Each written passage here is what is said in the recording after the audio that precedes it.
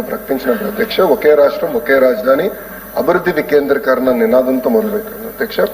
దాంట్లో భాగంగా అనంతపూర్కి కియా వచ్చింది, చిత్తూరు కడపకి ఎలక్ట్రానిక్స్ మ్యానుఫ్యాక్చరింగ్ సంస్థలు వచ్చినాయి, రెన్యూవబుల్ ఎనర్జీ కర్నూలుకి వచ్చింది, ఇప్పుడు డ్రోన్ సిటీ కూడా అక్కడికి వస్తుంది. అంటే ఇది ఎందుకు చెప్తున్నానంటే అధ్యక్ష, అభివృద్ధి వికేంద్రీకరణ చేయాలంటే అక్కడ ఉన్న ఐటీఐలు కానివ్వండి, పాలిటెక్నికల్ కానీ ఇవన్నీ కూడా చాలా ఫోకస్డ్ గా ఆ కరికులం తీసుకురావాల్సిన అవసరం ఉంది అధ్యక్ష.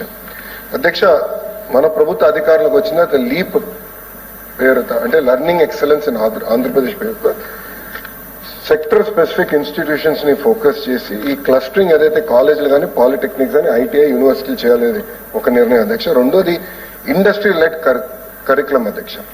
ఇప్పుడు యాప్షీ చైర్మన్ గారు వచ్చారు, ఆయన కూడా ఎన్ఐటి వరంగల్ నుంచి వచ్చారు అధ్యక్ష.